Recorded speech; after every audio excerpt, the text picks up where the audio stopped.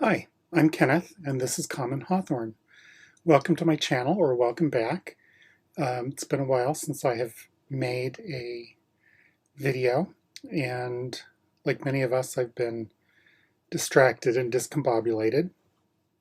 But I'm well and healthy and trimmed up to keep myself from touching my face as much as I can. And I thought I'd get back in the swing of things with a hashtag. Uh, Do I have a deck? It's a video response to Journal d'une femme, moderne et spirituelle, Steph. And I will link that in the description, of course, along with the 10 questions. These are questions about, do I have a deck that, for instance, is a two-color deck? Turns out I have a lot. So I'll get right into it. I have the light visions, which no doubt many of you have seen. It's got a lovely complicated back, which is not reversible, but I don't read reverses, so I don't really care. And one of the things, it's like a beige cardstock and a purpley maroonish color. And one of the things about these decks, because there's also a color version, is that within the suits they actually make one image. So there's that. And then the other tarot deck that is two color is black and white, and it's the Commonplace Tarot by Nell Latimer. It's really an amazing piece. I am lucky enough to also have a few stamps that she commissioned, offered to do commissions on Instagram. And I'm really delighted to have a magpie, a raven, and a hawthorn blossom. I'm thinking about trimming this deck down.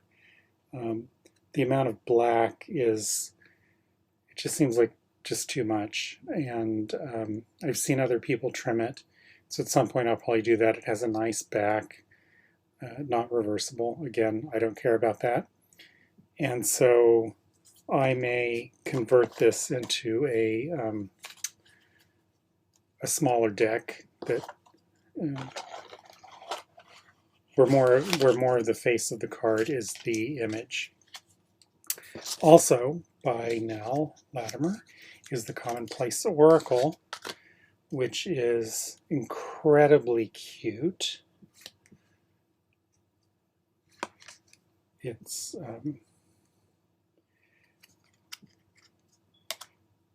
no guidebook, no words, no nothing, just images.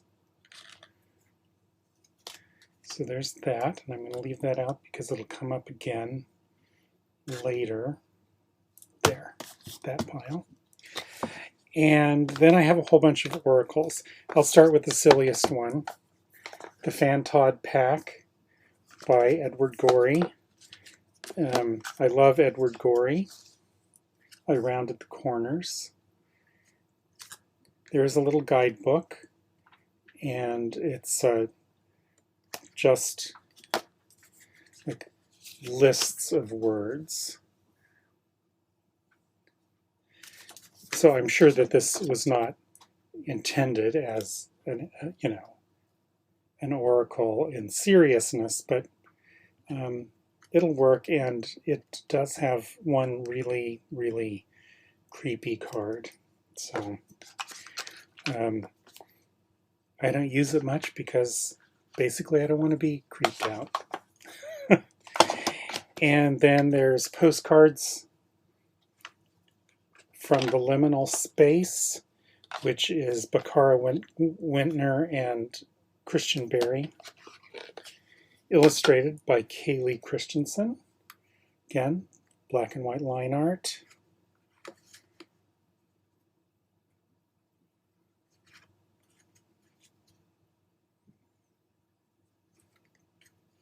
I haven't really used this yet. It's a hefty, there are a lot of cards.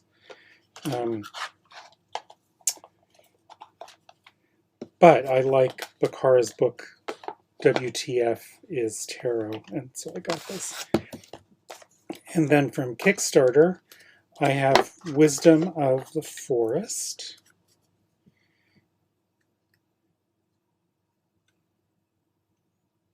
I can't tell if any of these are in focus, so but I'm just going to keep going, assuming that at some point they pop in.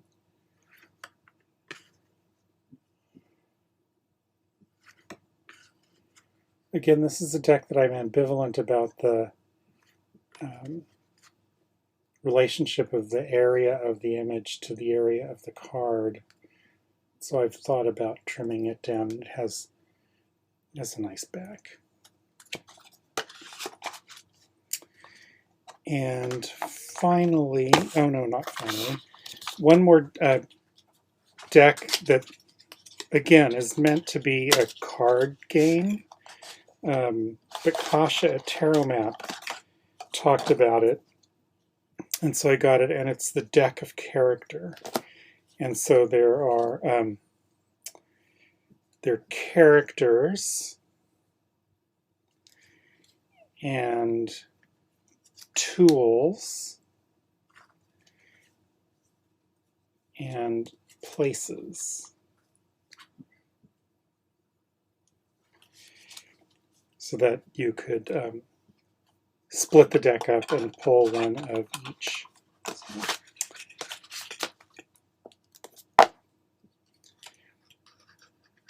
And where did my other silly little... Oh, right, yeah. I thought I had two Lenormand decks, but I don't. One of them is another kind of silly deck called the Carrot Cards, which is kind of like a Lenormand in some ways.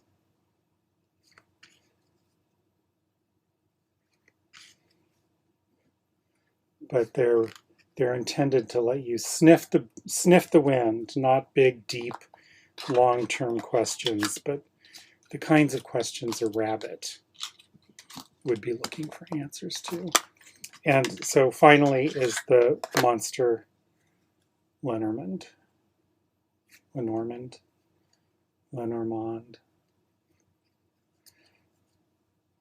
Great little back.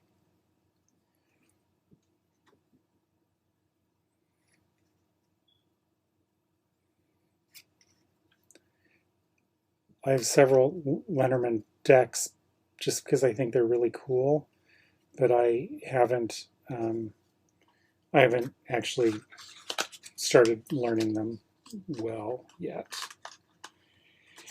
In fact, the few times I've tried, it's like they haven't really worked. I mean, they haven't like done their thing. Okay, question number 2. Do I have a multicultural deck? Well, in one sense, I would say no, I don't. In that I don't have a deck that is explicitly bringing together accurate representation of different cultures rather than appropriating different cultures. I also don't have any of those decks, but I've chosen to answer this question the way many people have, which is, do I have decks that isn't a bunch of white people of European extraction? And I do. So I have the Numinous Tarot, which noted, oh, let's see, there's a person.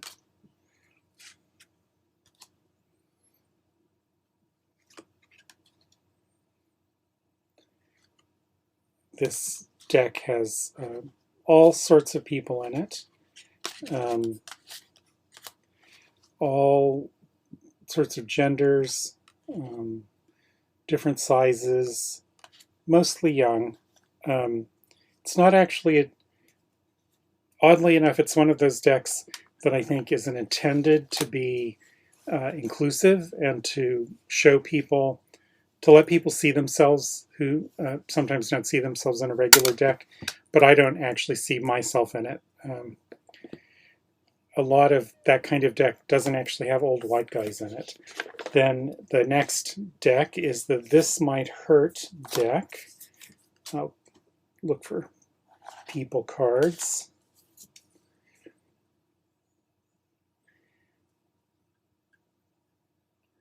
Which I think actually does do a much, for me, a much better job of including a wide range of people, including some older people, you know, even some white dudes.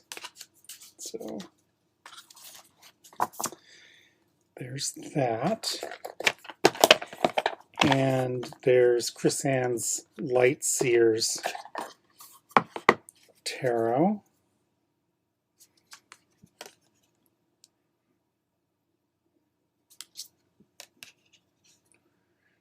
Which I won't show a lot because I'm sure people have seen this. Or you can see it very easily. And then finally in this category is one of my favorite decks, the Sasuraibito. And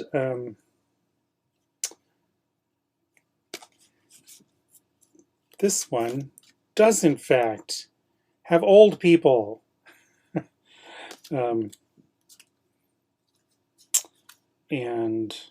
Anyway, I won't, it's also easy for you to see walkthroughs of that deck, so I won't spend a lot of time on that because this is turning into a longer video than I've tried to keep my videos like under 10 minutes.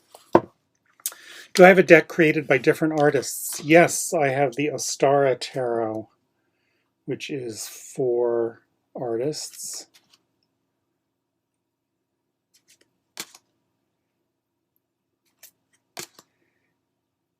I guess I should have organized these by suit so I could make sure that I was showing their, each artist took a suit and then they divvied up the majors. And there were some things like, I think all of the nines are whales or something like that. But Silvered Edges, it is a deck that came in a kind of a pretty box, wide and flat, and the deck was divided into 2 packs.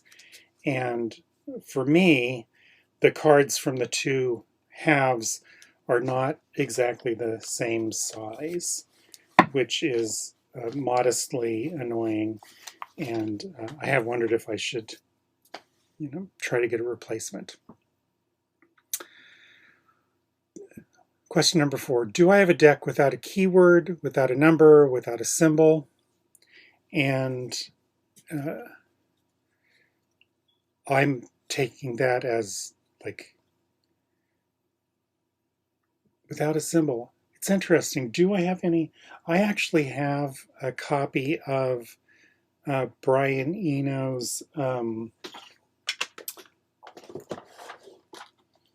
derailed Oblique Strategies. So if I look at it that way, as having not a number and not a symbol, well then, yes, these were cards that were intended for, a musician or an artist who's creating something. If you reach an impasse, to draw a card.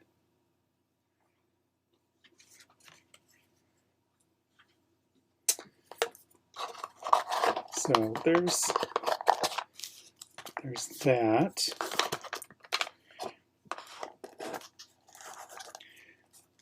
Not very easy to get, actually.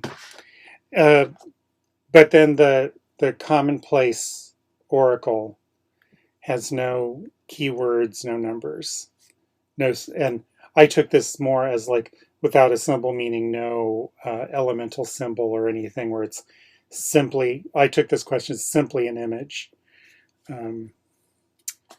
Or at least that's how I initially approached it. And then I have a homemade oracle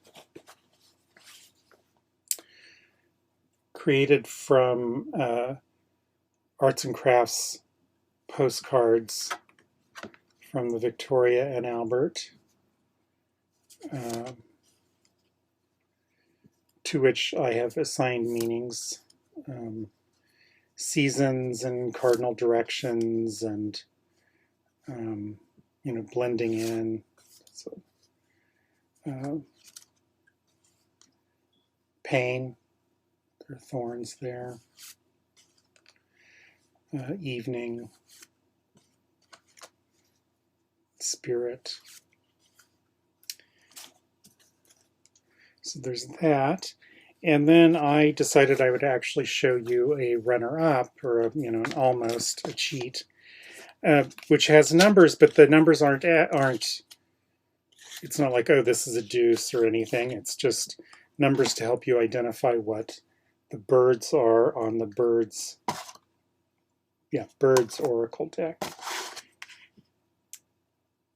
Jessica Blaine Smith, illustrations by Mia Emily Freeman.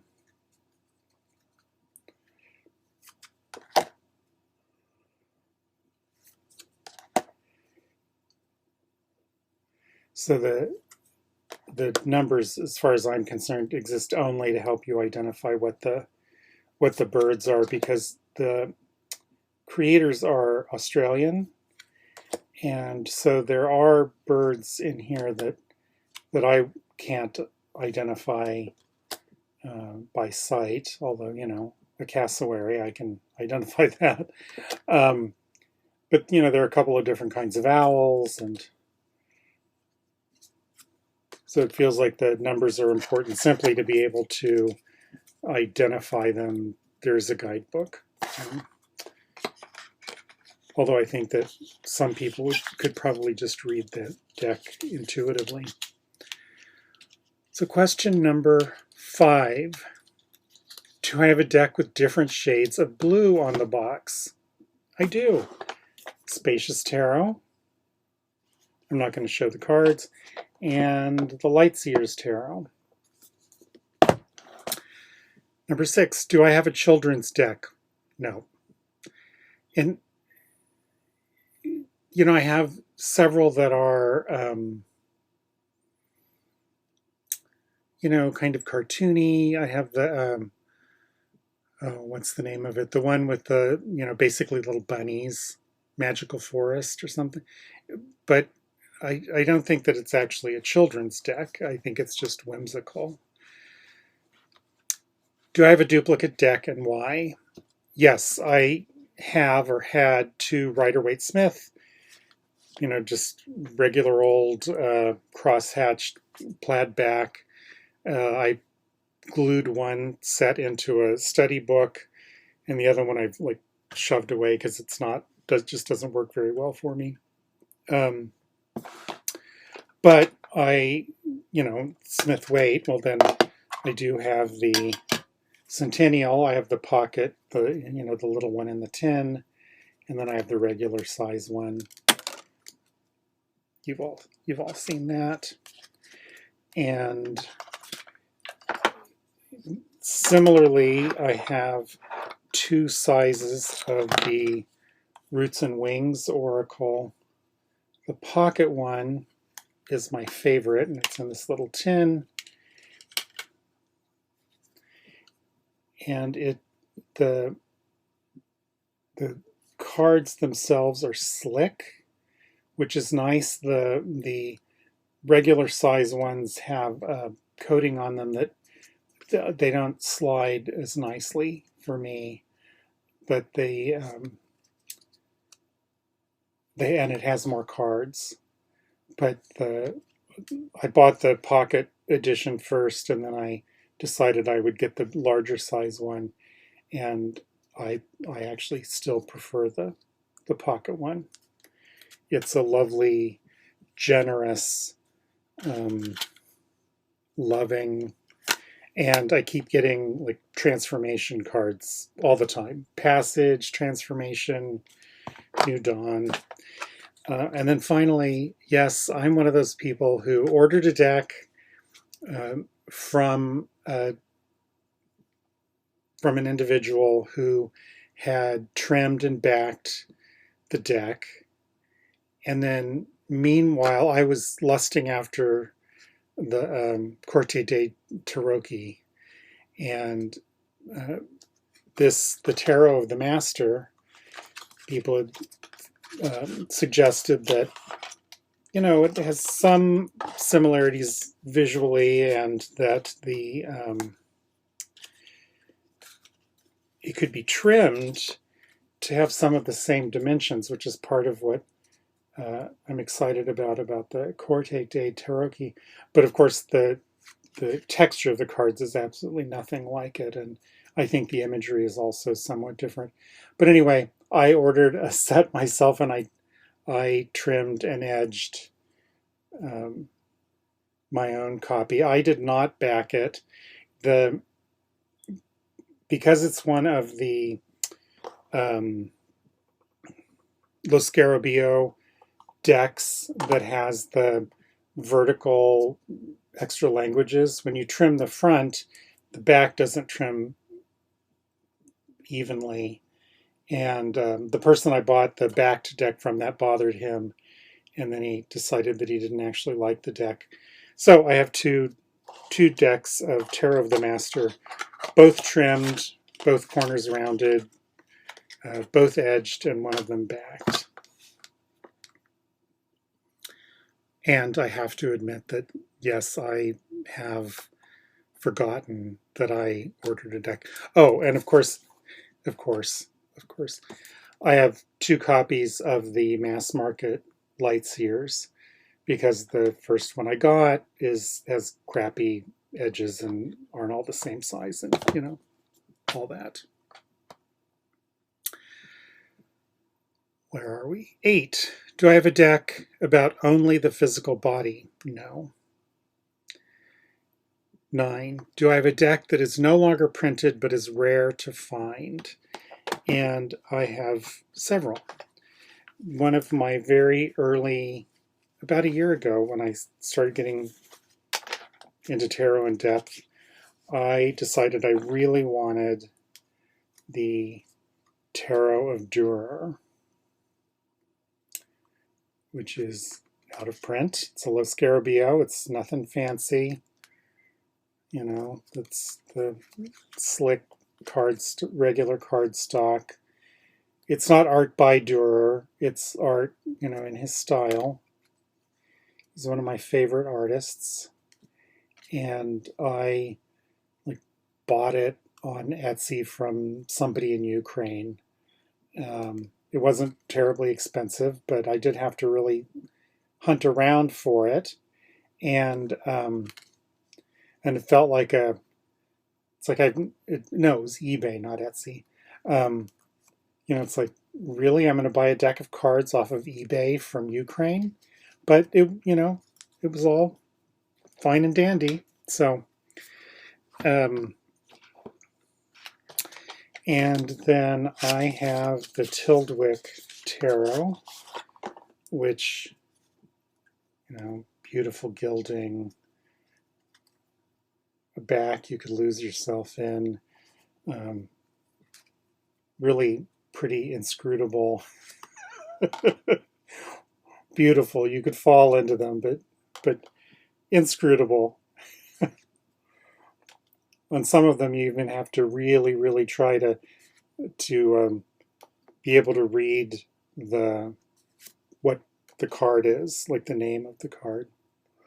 And the story with these decks is that the creator died, and his brother still had some copies, and I don't know if he still does, but I was able to email the brother and say, I've been told you might have some. I'll pay whatever you want. And I got myself a copy. And then I have the Tarot of Delphi, which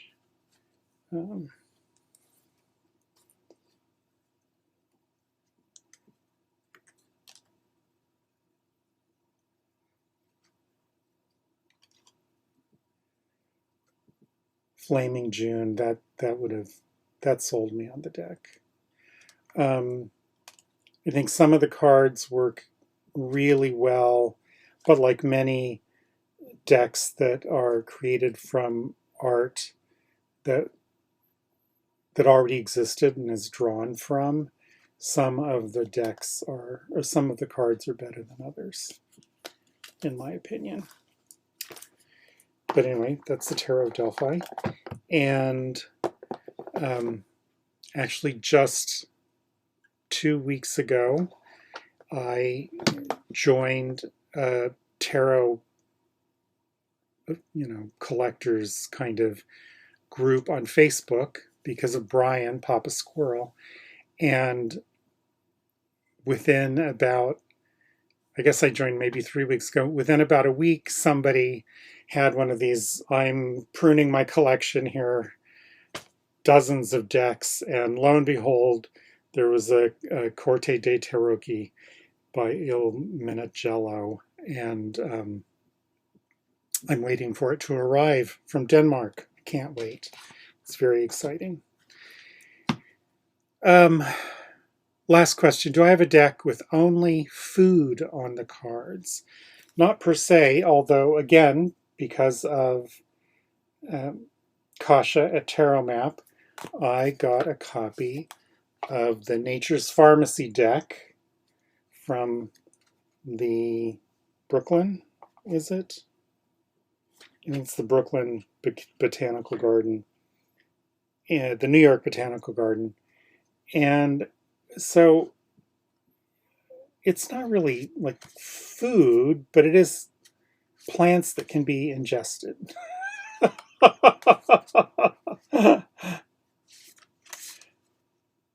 So that's the closest I've come to that last one. So that is the, for me, surprisingly long video of decks I have, and I will put the questions below and a link to the first video from Journal d'une femme moderne et spirituelle, Steph, who I really thought I should probably just call her Steph, but, I'll try. Once again, I'm Kenneth. This is Common Hawthorne. Thanks for visiting. Hit like, subscribe, whatever. Leave a comment, and I will see you around.